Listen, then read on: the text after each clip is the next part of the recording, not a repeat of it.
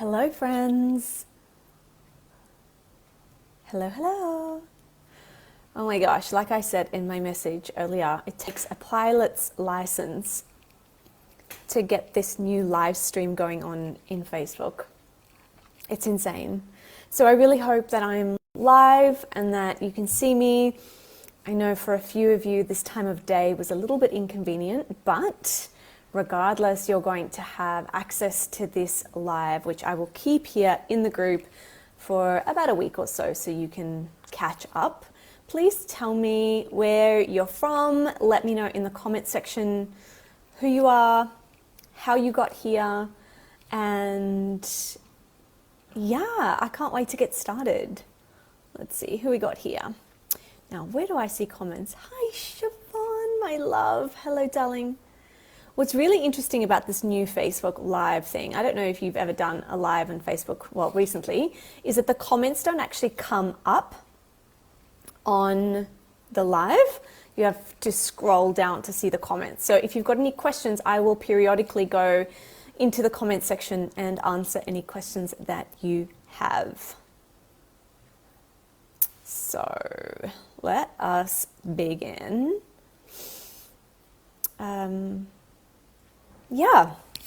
Let's begin. So let's talk a little bit about the manifestation, what manifestation is, what co-creation is, and get an understanding of what it is that we're actually talking about. Because a lot of the times we hear the word manifestation, which has become quite a little bit of a buzzword around spiritual circles or work circles of late. And we must remember that manifestation or manifesting is literally just taking something and bringing it to life.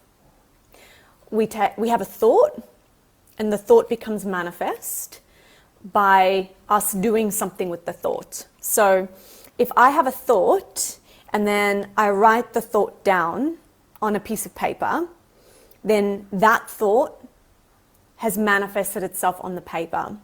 But if I have a thought and I take action that's going to help implement whatever it is that I thought about, then that is how I bring that into manifestation, or that's how I manifest something into my life by simply having a thought or a feeling. So we can get really wrapped up in this whole idea of what manifestation is and what it isn't, but all it is bringing it from a thought or an emotion into real life, okay? And so I just want to check quickly. I didn't do a sound check. Darling, you can hear me, right? You can hear me.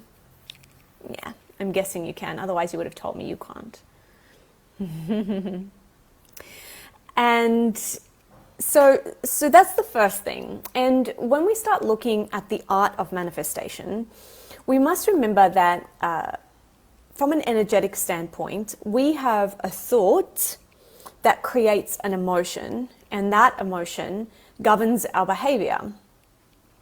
So if we have a thought about something, whether it's conscious or unconscious, that thought creates an emotional reaction within our experience. Now, either we act on that emotional reaction, so either we actually do something about it, or if we suppress it or repress it, what happens is it makes its way into the body. And what ultimately is created from that is some sort of energetic stagnation within the energetic body, sometimes even in the physical body, because if something is stagnated, if there's an emotion that's been stagnated in the physical body for an extended period of time, it can cause some distortion within the physical body. And this is where dis-ease or disease comes from, because we've had an emotional disturbance that's lodged itself in the physical body and has stayed there for an extended period of time, we assume. So with that being said, there are two frames of thought here, or feeling, or ideologies, or methodologies. So the first is that in order for us to become a clear conduit between universal guidance and universal intelligence and the things that we want to make manifest in our lives, we must become very clear on the thoughts that we're having, the conscious thoughts and the unconscious thoughts too. So if the conscious mind only exists as a 5% versus the unconscious mind as an approximate of 95%, you can see how it would be really, really, really important here to get to know the unconscious ways that we are not only thinking, but the way that we react or act because of subconscious thoughts. And, big end, cultural programming and or belief systems that have either been handed down to us generation to generation, or that we have picked up via things that are happening around us at the time when we're in the ages between 0 and 14. So we start to see that the thought realm, the thinking realm, which is really the law of thinking. There are many laws in this universe. One of them is the law of thinking, which basically says that we are always thinking. And whether we are aware of our thoughts being conscious or unconscious, the law states that the brain will always think.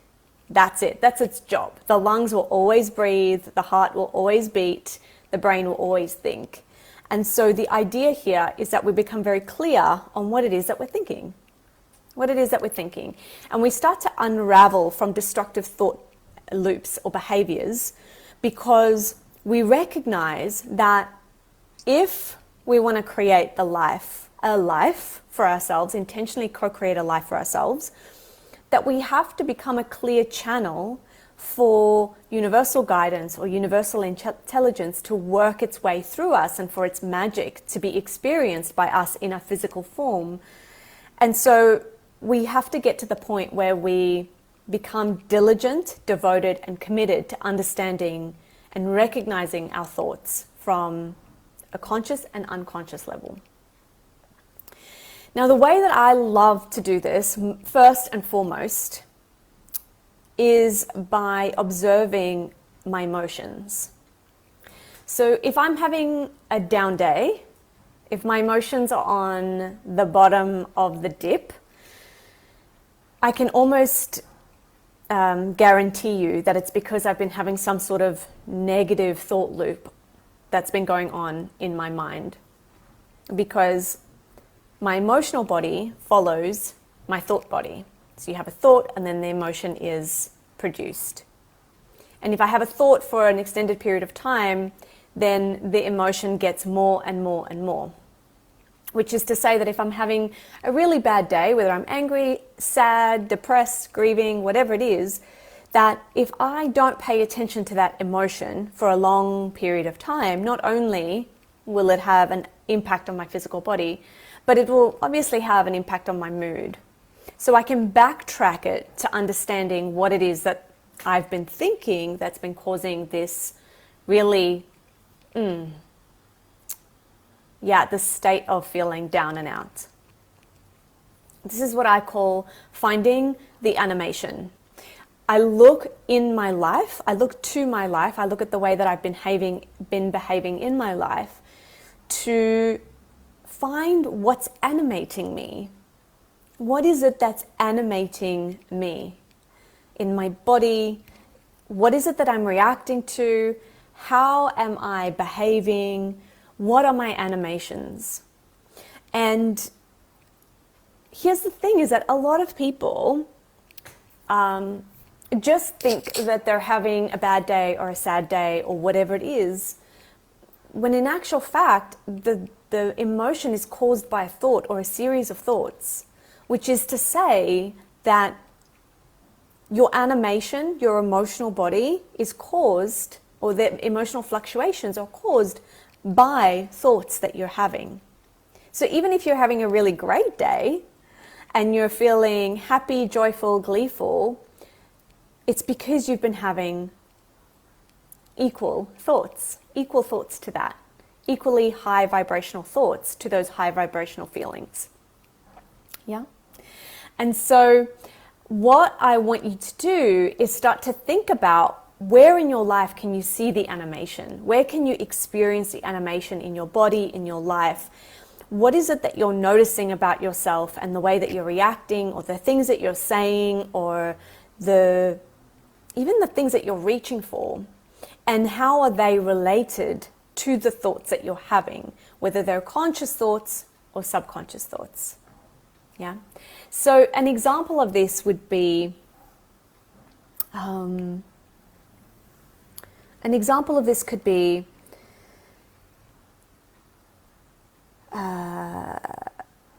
here's a good one.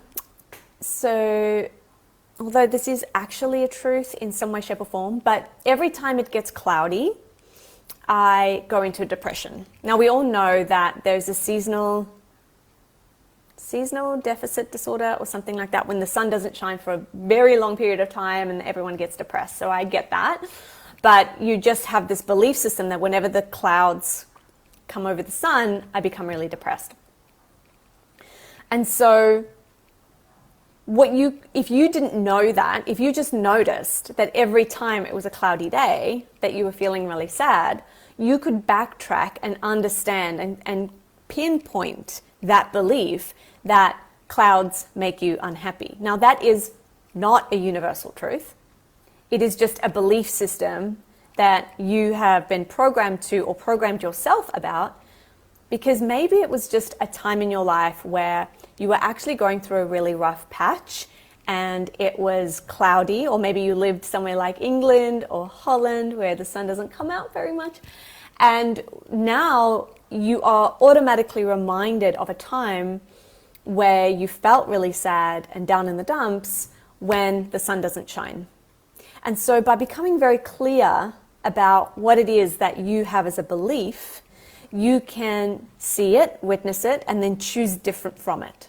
So this is where I find the animation so helpful, because it helps us to unravel from destructive patterns. Yeah, this is a large portion of the work of manifestation, because we think that it's just think happy thoughts and then you go and get whatever it is that you want.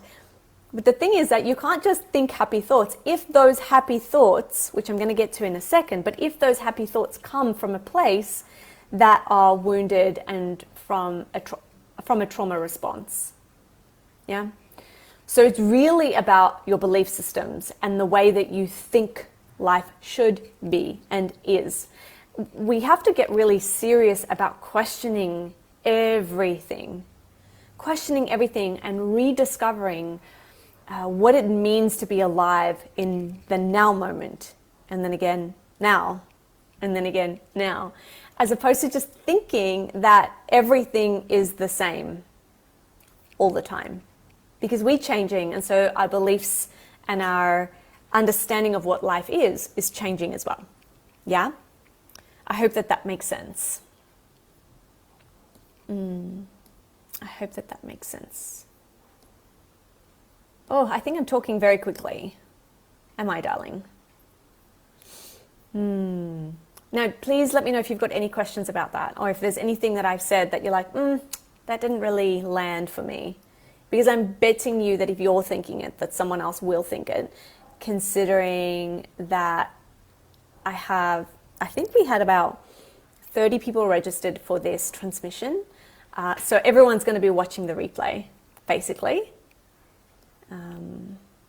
Yeah. Okay.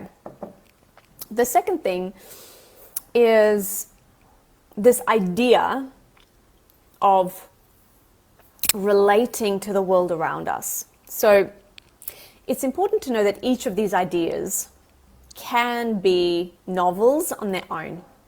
They can be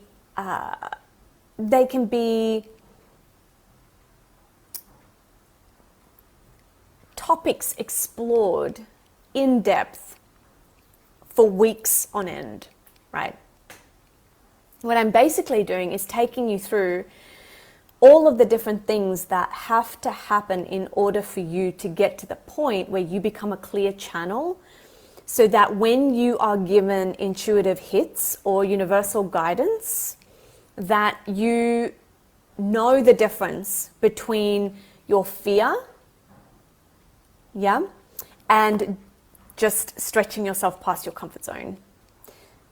Your fear will have you emotionally overreact to the point where you don't do what you want to do because it's going to talk you out of it. The prefrontal cortex, the brain, will talk you out of anything that doesn't keep you safe. So your fear will direct you to the point where you either freeze or ignore that intuitive guidance completely.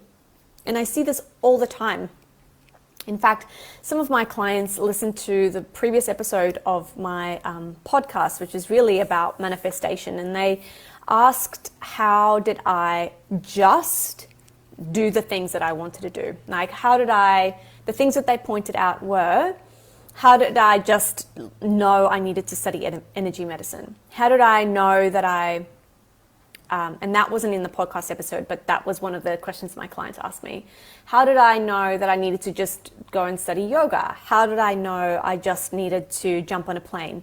And the fact of the matter is that, and I mentioned this in the episode, was that my manifestation didn't just happen at the moment that I got given the intuitive guidance and I took it. It happened months prior, when I started to do the work of unraveling from all of these destructive thought loops and behavior patterns that had been controlling my life up until the point where I was ready to face them and choose differently. So I was finding the animation. Like, I remember at a time in my life, I was crying a lot. I was distraught. I was drinking too much. I was really unhappy in myself. I felt like there was just something missing, and I tried to find it in all the wrong places. And I think what happened throughout that process was I realized one day that I cannot keep on going like this. I can't keep on trying to find some meaning in something that doesn't have meaning. And what I came to realize was that there was a lot of guilt, shame, and just the inability to process information, the inability to even have really deep relationships. And I wanted more. And it was from those moments where I could see that there was more out there. Maybe it was someone that I worked with that, had me smile with a glimmer of hope, to see her and think, oh, she's happy. She's truly happy. There must be more for me in my life. This is not it. And it was from that I started to explore deeper, more fulfillment in life, more purpose. Yeah. So the other thing is that when we start to look at that element, the going deeper part, this is a really, really beautiful part of co-creation, because it has us asking ourselves, like, if I'm not happy with the current state, if I can see that the life that I'm living right now, whether it be the whole of my life or certain areas in my life, the life that I'm living right now is not something that I want to live for the rest of my life. Like, the minute you can see that you want something different than what you have. Two things about this. Firstly, let's look towards that future version as something to aspire to, rather than this current version is something to run away from. I want you to just sit with those two ideas for a second and tell me, how do those two things change energetically for you? So the first one is, how does it change the feeling in your body when you're looking towards something that you're aspiring to, something that, again, animates you in an exciting kind of way, versus, this is not what I want, I have to get out of this now, and therefore I'm going to look at something outside of me and try and move my way towards it. The two things that happen with this is that when you're looking at something to aspire to, something that excites you, is that you have this feeling of excitement within your heart, and it motivates you. It brings you to want to learn new things. You feel like you want to stretch yourself. You want to move towards the thing. It's an attraction. Yeah, there's an attraction energy. So there's the thing and you are attracted to it. Versus, this is not good for me. I don't want to be here. This is not good enough. I need to get out of here quickly. That is a repulsive energy. That is you running away from something.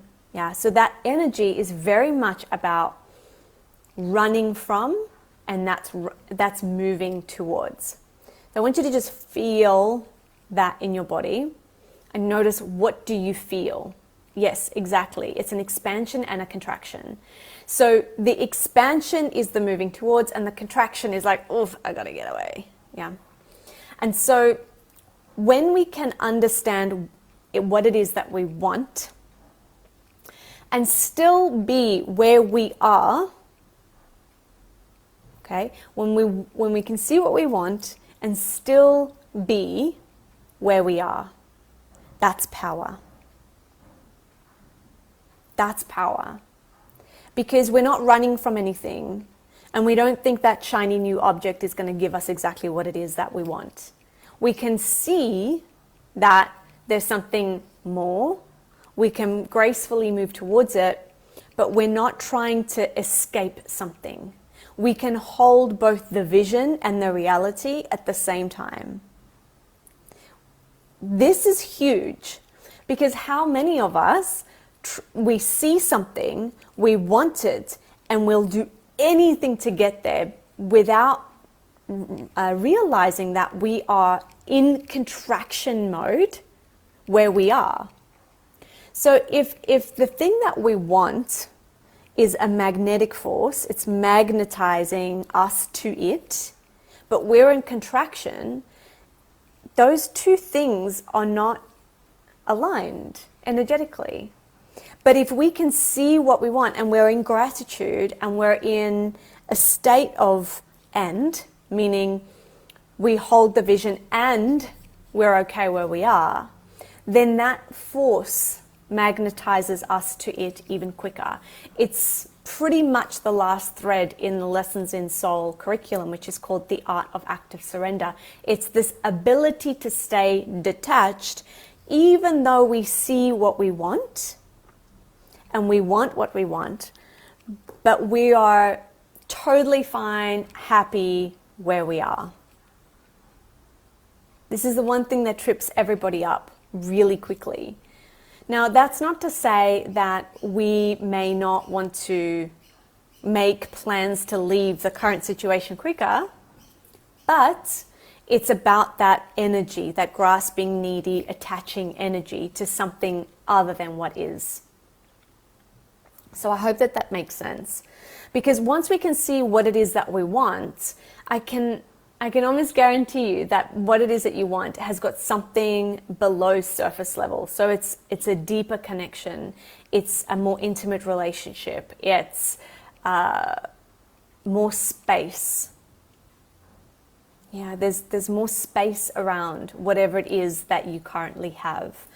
And so we move to the third thing, which is really about connecting the dots. And if you can for 1 second notice whether that pattern that you have of seeing something and rushing towards it and leaving everything behind contracted, is that something you do a lot? Are you obsessed with shiny new objects? Do you have the capacity to hold both at the same time? And if not, is there an opportunity here for you to tone the nervous system to such a point where you can be completely relaxed in the knowing that where you are is where you are meant to be, and what you have your eyes set on for your future is going to happen regardless of how it happens. Like, there's this infinite trust. And so along that process, when you're trying to figure out, Can I do that? Has this happened before? You get to a point where you start connecting dots. You connect the dots energetically to find the patterns in your life that have had you sabotage this deep sense of trust. Because holding that takes courage, it takes patience, it takes a heck of a lot of trust. And if you can't hold it, if the tension of holding those two things at the same time is too much for you, you'll drop it and you'll do something that sabotages you in that process. You may run away from the problem because you see it as a problem, right? You may run away from it. You may do something that is completely energetically misaligned. You may give up on it completely. You may, so many different things that you may do that sabotage that for yourself. Oh my gosh, I see this in my life all the time. Like, even though this is something that I live my life by and that I teach, like, please make no mistake, I'm not immune to these things. Like, I am in no way, shape, or form an absolute master at this. This is universal laws. My soul came down to this planet to learn these laws and to play with the laws, that I'm not a master of the laws. Yeah, I'm just going to teach you how you too can play with it. Like, so that all of us are playing with these laws to co-create the lives that we want. And the thing is that I can see, this is actually one of my gifts, is to see the patterns really, really quickly and really easily. And this is half of the work that I do with my clients in a one-on-one container, is I'm really good at listening to their language and the way that they express themselves to help them find these energetic dots that are calling them into self-sabotaging patterns. So this is one of my most favorite things to do, actually. I can riff about that for hours. I won't though. So here's the other thing, is like, let's just imagine for a moment that you understand your emotional body really well, which is to say you can spot your animations a mile away and you become really familiar with them. You have gotten to the point where you can spot your emotions or your emotional reactions a mile away, and they don't stress you out anymore. Like, you can see that maybe things make you angry, you can see where your triggers are, but you're just at this point where you're like, that's really interesting. So interesting that I reacted that way. Why? Why did I react that way? And then you backtrack to the thought processes that helped to make you react in the way you did, or that contributed to having the emotional reaction that you did. Okay, so that's a very playful, curious energy to bring to finding the animation. Okay, and I think that's really powerful to mention, is that it doesn't all have to be doom and gloom. Like, it doesn't all have to be like, oh my gosh, I'm so ashamed, and oh, I have so much guilt in my body, and this is so terrible, and how could I have done that? Because yes, there are certainly times where your wounds and traumas will bring about a lot of shame and guilt. Yes, yes, yes. But once you've processed that and realized that you are human and you're a human being who does human things, then you can look at it with curiosity and think, that is so fascinating. First, I'm pretty sure I'm not the only person in the world who has ever done that, and I won't be the last person in the world who has done that. So I can breathe out a sigh of relief and recognize that this is just a pattern within me that exists in the collective as well, which I'm going to get to in a second. Okay, so just take a load off and think, this is not about me being a bad person. It's just a way that I was programmed and a trigger that's brought about an emotional response. So we have that. Then we think, oh, I don't want that. That's not really what I want to do. I can understand why I did that, but that's actually not what I want. So what do I want? That's what I want. So I'm going to start creating, carving, co-creating a life for myself that aligns more with the vision of me in the future versus what I currently have. Okay, so let's take the last conversation we had about these two, the end, and the vision and the current circumstance, is that in this example, you can say, oh, I don't really want to react this way anymore. I want more of that in my life. And you can give yourself space. You can give yourself patience. You can allow yourself to make mistakes if you will inevitably, so you may as well allow yourself that opportunity to do so. And you can hold both. You can hold the vision of who you want to be, and you can still love yourself compassionately throughout the process of becoming the new version of you. Do you see how this in itself, how that universal truth can exist for both manifesting physical things like I want that house versus the house that I have now, and that house is in my vision and I'm going to work my way towards it, but that doesn't mean I'm going to hate the house that I'm living in. Two different things, physical manifestations, 3D stuff, yeah, versus new ways of being, embodying a new version of you, recreating who you are in this world. Same concept, same laws, same ways of approaching, yet they're very different in, I suppose what you could say, manifestations, very different manifestations. Yeah? Please drop your questions in here if you have any at all. I hope I'm making sense to you guys. As I mentioned at the beginning, I will be allowing this recording to be live, and the replay to be live in this group for about a week after. So you can always drop questions as you're watching the replay in the comment section, and I will answer them as soon as I jump into Facebook. Yeah. Okay. And so along the way, you make mistakes, you screw up, you keep on doing the same things over and over. And it's those patterns, those energetic patterns that you can look at and observe and start to notice, where else in my life do I do that? Where else in my life do I actually create that same circumstance? Where else do I sabotage myself? Where else do I speak shit to myself? Where else do I, create these blocks for myself every time I'm making leaps and jumps? Yeah. And so connecting the dots, this is a really important part, because you won't just do one set of pattern or one pattern in one part of your life. You'll do that same set of patterns, I don't even know if I'm saying that correctly, but anyway, in multiple areas in your life. They say how you do one thing is how you do everything, and I completely agree with it. So if you're doing it in your life where you're trying to manifest a house, you're doing it in your life where you're trying to manifest a new way of being.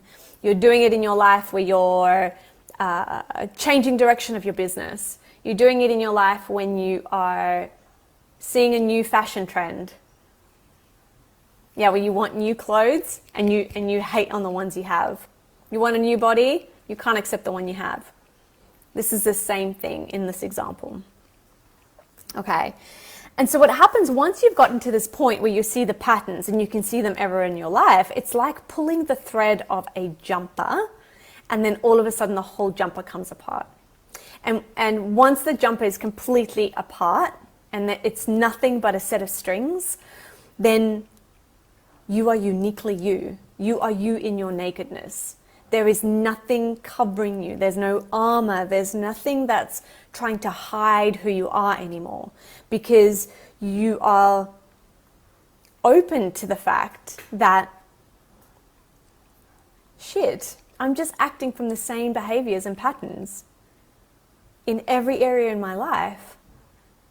And that if I want to change my life, I need to choose new patterns and new narratives. And so you have an opportunity to start with a blank canvas. So what is it that I want to believe? How is it that I want to show up? And this is where gets really fun, because you start reimagining your life. Now, every single thing that gets created, whether it's a builder building a house, an architect drawing up plans, a dressmaker creating a beautiful garment, they all start with a plan on what they're going to make. They have a plan, they maybe have some patterns that they're creating, they go through a process of creation, but they work from a plan, and then from the plan, they make manifest whatever it is that they're bringing to life. And so your plan is about getting very clear on how you want to show up in the world and what it is that you want to feel when you get to the point that you've manifested your thing. So a new house is not about the new house, it's about the way the new house is going to make you feel. And the idea here is that you find it within your current circumstance to feel the way that you're going to feel when you have the new house. So let's say you want the new house, and this is an example that I have in my life recently. We just bought a house and we're moving this week, which is why there's just random stuff in the background. If you looked at my house right now, you see there are boxes everywhere. This is kind of the only corner in my house that is like semi-normal right now. We purchased a house, and I can attribute this process to us being able to purchase this house in the middle of a pandemic where there were all sorts of tests and everything that I needed to have in order to actually go and view the house. It's like 2.5 hour drive from where we are now. It was a little bit of a schmozzle, but to be honest with you, the whole process was really, really easy. And I think it's because the plan, the plan in my mind, in my subconscious, and the way that I had approached this process was just so easy and so spacious and so effortless that the only way it could be made manifest was in that way. Effortless, easy, just simple. There was a point when my husband and I sat on the couch after we bought the house and we looked at each other and we thought, that's really easy. Like, all of this happened really easily. We had a solicitor fall into our laps, because we're in a new state. We don't have that little team around us. Most of our properties are in Melbourne or Victoria. And here in New South Wales, like, it's a whole new world. Like, you have to find your dream team here as well. But all of these people just came to us. It was just so simple and effortless. And I think it's because it was never about the house. It was never about the actual house. It was about the way, it was about the way that the house is going to make us feel, but also what the house represented. And for me, the house represented space. It represented a sense of being out in nature. It represented energetically, I feel like where we are right now, we're in an outer city suburb. I feel like there's a lot of energy around me. There's a lot of people who are living very closely to one another.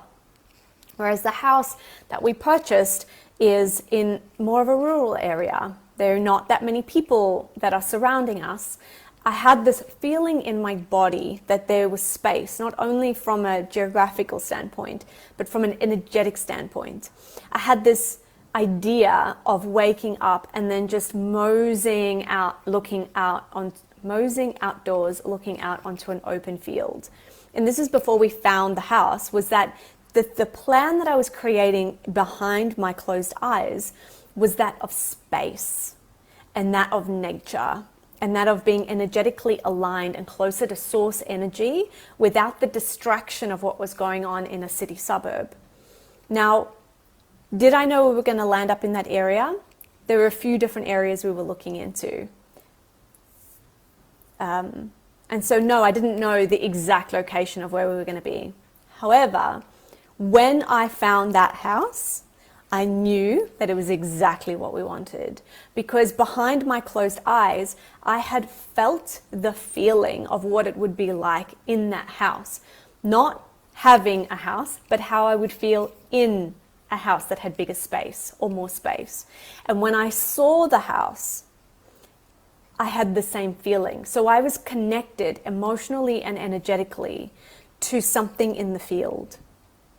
And when I saw it in reality, my energy spoke to me and said, yep, you've got it. You're here. So I saw it on an image. I wasn't able to go and travel to see the house. So my husband went out, saw it, he liked it.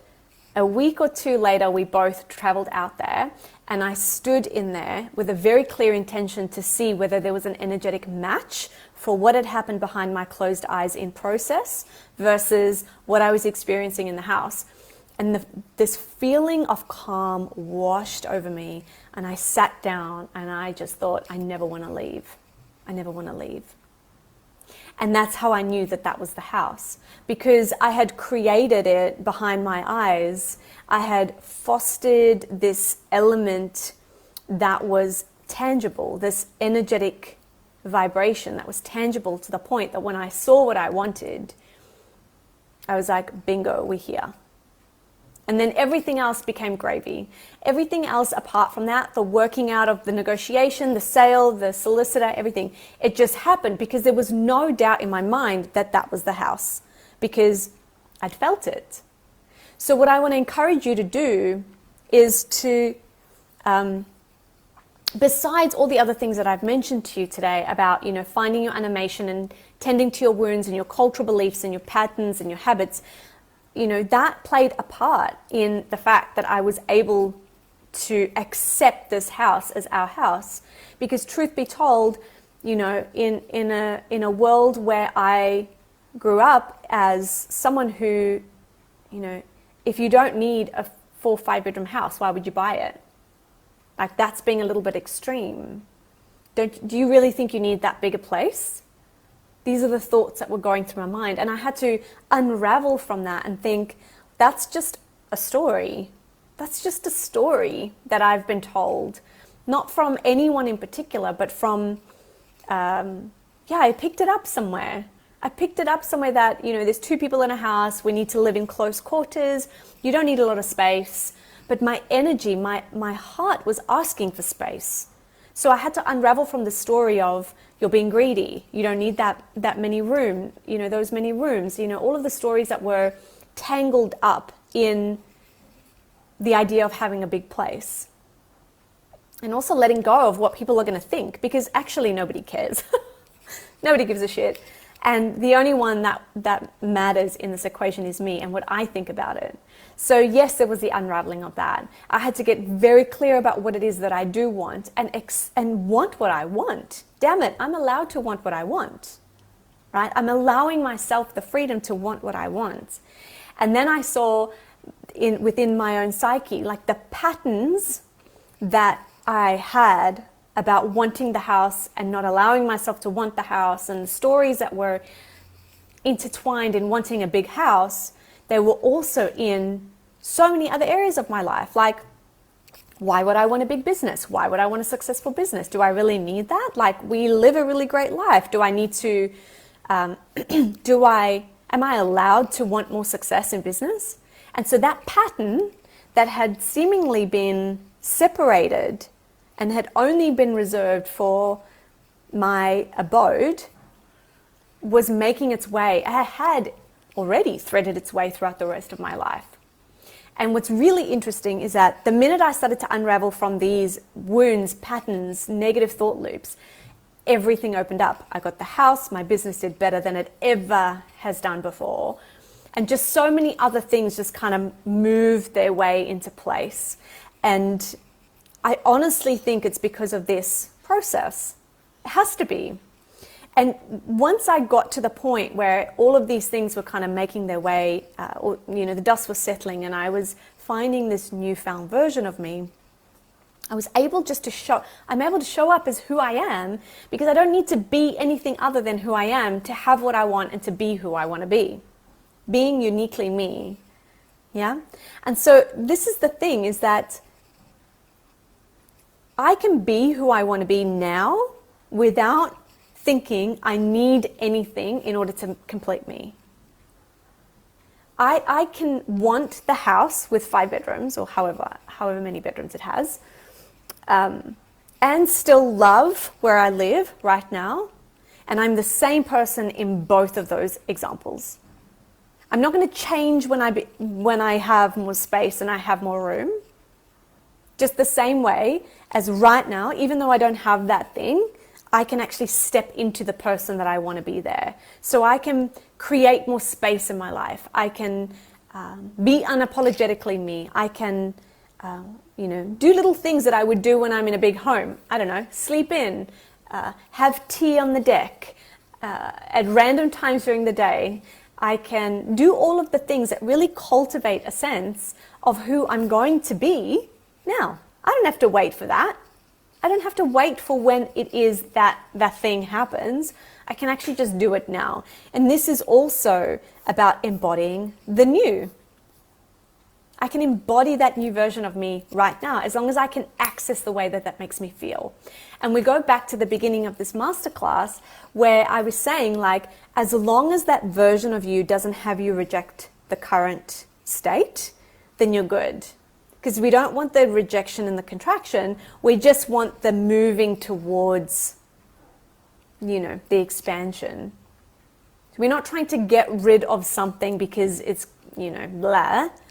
We're in gratitude for what we do have, and we're moving towards something that we feel is going to be bigger, better, more beautiful for us. Does that make sense, guys? Yes. Yes. Good. Great. So good.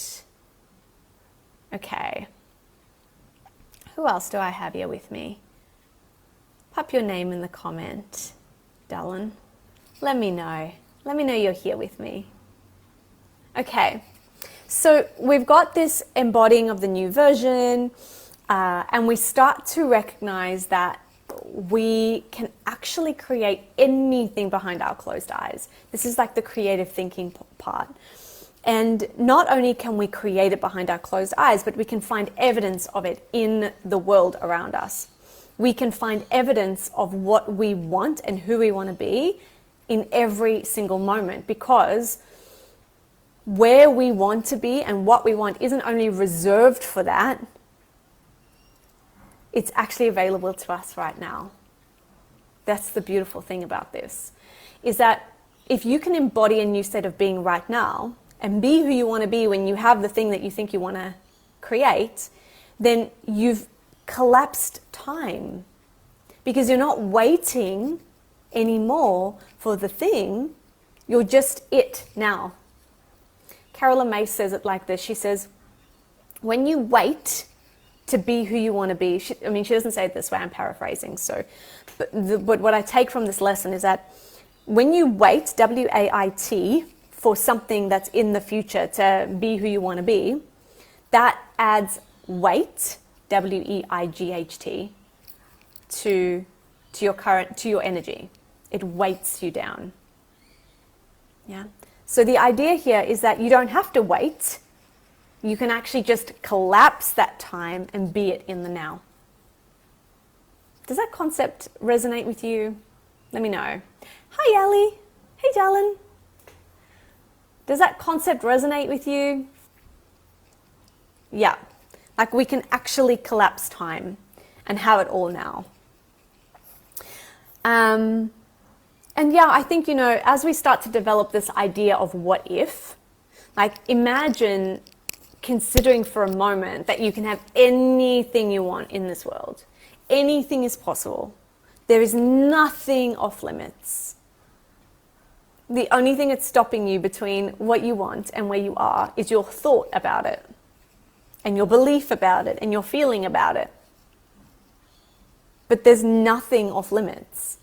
If the universal law states that every possibility is available to you in the here now moment, then it's only us as humans who place blocks between where we are and where we want to be, between us and our manifestations. Yeah? And so we can start to see what those blocks are if we go back to the second point or the third point about finding the patterns and then associating with an archetype. So we see the pattern and we explore the pattern and we see that it's actually part of not just what's in our body and our energy field, but as I mentioned earlier, part of a collective energetic field. And that collective pattern is called an archetype. It's also called a template or a form. And our bodies are just, or our experiences are just a series of archetypal patterns. Think about that for a second. We are a series of archetypal patterns. We're going to react in a certain way, do the same things that we've always done, because we have these DNA patterns that are aligned within our psyche. And so there's a light and a shadow of each archetypal pattern.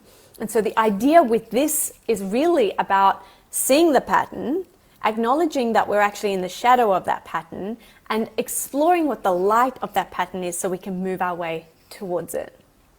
Yeah? And then we move towards it, completely detaching from it ever happening, as in like the light of it. So we see the house, we want the house, we make steps towards having the house, we embody that feeling of what it would be like in the house, yeah?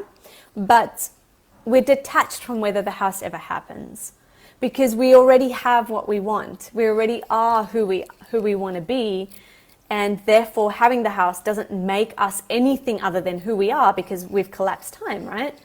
And so this is the art of active surrender. The detached part of this problem is that we don't need the house to complete us. Therefore, we are complete now, and we don't actually attach our worth or anything like that to the house. The art of active surrender. And so this is the energetics of manifestation and co-creation, is that everything is connected.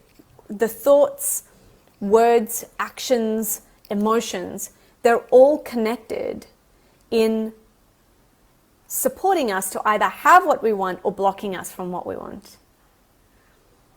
There is nothing separate, which is why, I've had a lot of people say to me, what's the difference between lessons in soul and lessons in truth? Well, the lessons in truth is really the energetics and the theory of energy and energy medicine. But lessons in soul is taking all of that theory and putting it into practice to co-create and to manifest. And there are various laws that govern energy. So there's energy medicine and the theory of it, and then there's the law that governs it. And so this lessons in soul is really working with the laws of energy. Because if you know how to work with the laws, then it's easy. It's like an electrician, right? They know the laws of electricity so that they can work with it to turn the lights on and off. Well, we can do that, but like to connect a light or to induce or induct electricity. If they didn't know the laws, then they wouldn't really know how to do that.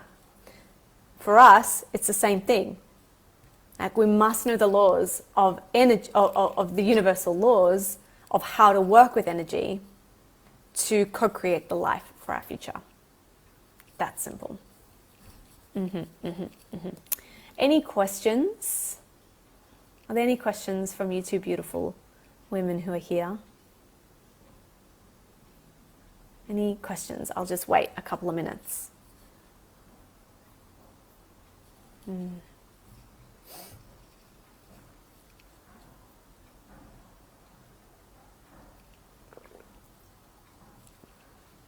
It's like we get to this point where we have to look within, right? And this looking within is the looking within in such a way that isn't only about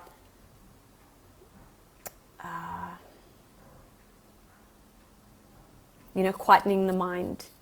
It's about self-study and deep excavation. And the more time you spend with this part of yourself, whether it's the deepest part of you, like your higher self, or your soul, which ultimately will happen, the more trust you forge with this part of you. And you start to develop this language with your soul. Because your soul is super wise. It's the part of you that is immortal. It's the part of you that exists in this body and exists in the many bodies before, in many lifetimes before, and perhaps even lifetimes coming. That's the part of you that is connected to all there ever was and all there ever will be. And so the moment our spirit, which is our energetic field, the moment our spirit can commune with the soul, we're creating this relationship between the two, where they're learning, well, they're communicating, and we're learning the language of their communication. Yeah? And throughout that relationship, and the witnessing of that relationship, and the being in that relationship with one another,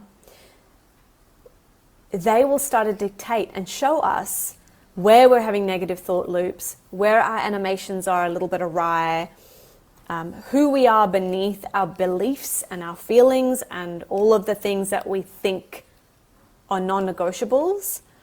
And after a period of time, after really getting to the point where we are in trust of the information that's coming from our spirit and our soul, like when we truly trust that what they're saying is true for us, then we can't help but act with what they tell us, with what it tells us, our soul.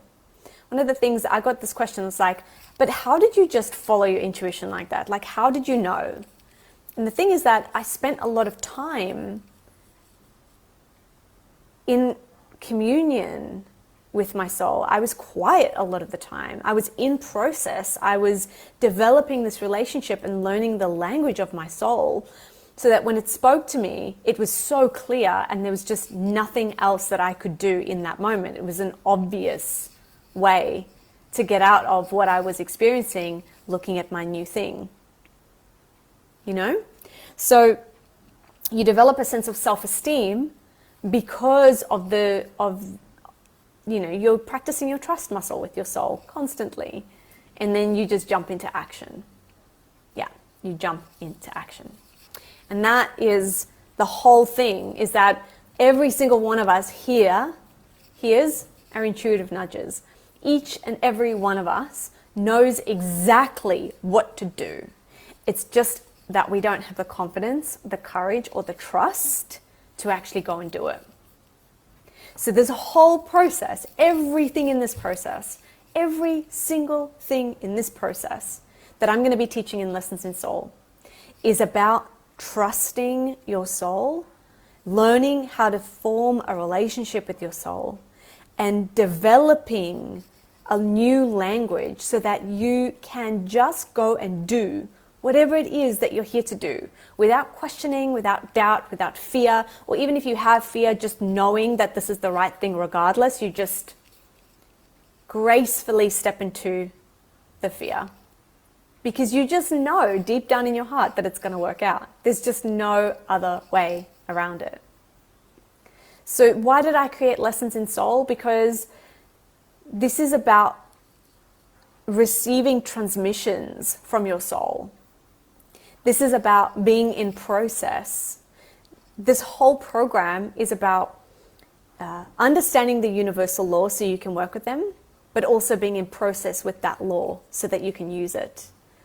And so the biggest difference between Lessons in Truth and Lessons in Soul, one of the biggest differences is that Lessons in Truth is about learning the theory. You have to focus. There's a lot of information. It's heavy theoretically. And also there are a lot of practical tools that you learn as part of that energy medicine theory techniques and rituals. But Lessons in Soul is transmission. It's about being present, full body presence, and allowing the words to change your cells. It's about wholly listening in a way that isn't about religion. It's about wholly, the whole of you listening. The whole of you listening. And being changed through that transmission. You know? So with all of that being said, we're coming on to an hour. I just want to check if there are any questions. Please pop them down here if you have. I think you're so welcome, my love. I wanted to add this in here in saying that only those who have registered for this event, I am absolutely not going to be offering this anywhere else, but only those who are registered for this event and who are watching this video. If you would like to do lessons in soul, we have a few spots left to join us on the 1st of December. I would love to gift you level 1 of Lessons in Truth, the self-study program, as a bonus. It feels really, really good to say that because I've been wanting to say it, but I don't want to offer it to everybody. I want to make sure that it goes into the hands of the people who are genuinely interested in this beautiful offering. If you have done Lessons in Truth level 1 and you want to do Lessons in Truth, Lessons in Soul, then I will refund you the amount that the self-study level 1 is, which is $8.97 Australian dollars. I will refund that back to you. So I'm just going to say that again before I shut off, is that if you want to do Lessons in Soul, and we start on the 1st of December, which is on Wednesday morning, then I would love to gift you Lessons in Truth level 1 as a free bonus, as a thank you. If you have enrolled in Lessons in Soul and you have already purchased level 1 of Lessons in Truth, then I will refund you the amount of $897 so that you too can enjoy this beautiful offering that I have for you. So you're going to learn in Lessons in Truth all about the energetics, the theory of energy medicine, but Lessons in Soul is going to be the practical application of that in a way that is all about the energy you experience along the path of co-creation and manifestation. Yeah, so I'll refund that to you with so much love. Please note that Lessons in Truth will be available for you forever. And so there's no time limit for you to do it. So if you're wondering how am I going to get it all done, fear not. You will have Lessons in Truth. In fact, I might, you'll have Lessons in Truth. And so my suggestion would be take it easy. There's no need to rush it. You can do it after the end of Lessons in Soul. And you may want to do them together, but there's no need to rush it. You could do Lessons in Truth after Lessons in Soul. And then also my team just reminded me to remind you that there was a question that came in about it being at the end of the year. Lessons in Soul is being run at the end of the year, and I don't have time. It's Christmas and it's jolly season, and I just want to remind you that the content is delivered live. Yes, there is the recording and the audio that you'll be able to be in receivership of. There are no workbooks, tick sheets. There's a journal that I created that has specific questions that you can journal on each day throughout the 3-month process. It is not a necessity. It's something that you can use to help bring out any of the beliefs or wounds or stories or narratives that you've got going on in you. But if you're anything like me, sometimes journaling is too much. Maybe just sitting in contemplation is nice too. So you can read the prompt and just stare out your window and enjoy the thought process that comes with that. So the energy, the juice, the gift is in the transmission. It's not anything you have to do. If you can just allow the transmission to change your cells, you will come out of this process completely changed, simply by osmosis, by absorbing the information. And so we deliver this content 3 weeks every month, in 3 weeks every month. So in December, it's the first 3 Wednesdays. And then we take a break for the last 2 weeks, because I think it's a 5-week month, or there's 5 Wednesdays, I think. Anyway, something like that. And then we actually take the first 2 or 3 weeks off in January. So there is a long break over the Christmas period. There's a 3-week break over the Christmas period. So you don't have to worry about having to attend live talks, discussions, workshops, audios during that Christmas season. We are taking a break. I am taking a break. I'm moving into the house that I just told you about. And I want to take some time to settle in and relax. And it's my husband's 40th, so I'm going to take a break. And then we kick off again with the last 3 weeks in January. And then we have a week break, and then the last 3 weeks in February. So fear not on information overload. This is not the type of program that is going to be all heavy, full on, crazy. It's really subtle. It's really subtle, and it's about delivering something that is in the subtle realm. The delivery of this is from the subtle realm. And so there's nothing that you have to do other than to listen, actively listen, and be present, wholly listening as you make your way through this content. And of course, if you would like support throughout the time that we're together, I'm going to be there for you. All right, my friends, thank you so much for being here. Any questions that came through? Anything so generous? You're welcome. Yes, it is generous. It really is a really beautiful offering. It took me a while to, I had, some of my team were a little bit dubious about whether or not that was something.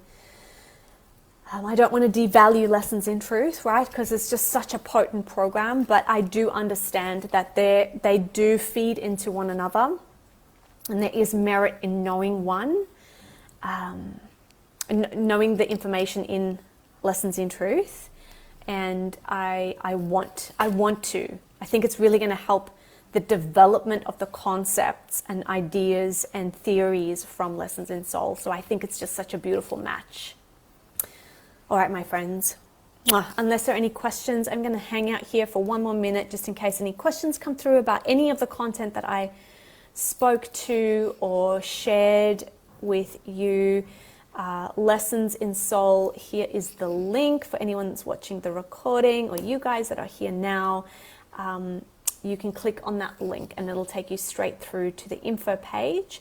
And if you have any questions, you can either pop your comments below, or you can contact me through Instagram or email, and either myself or my team will get back to you as soon as we can. So good to be here with you. I really enjoyed preparing for this today because it was something, like I said, this is not content heavy, so this is really about absorbing the information, being with my own spiritual teachings, listening, meditating, sleeping. I slept this morning, and this is how I know that it's just the perfect information at the perfect time, because I'm just not stressed about delivering it. It's just so juicy. All right, my friends, love you lots. Thank you so much for being here live with me, and thank you so much in advance for those who are watching the recording. You're so welcome. Take care. Have a beautiful afternoon or day wherever you are in the world. Bye for now.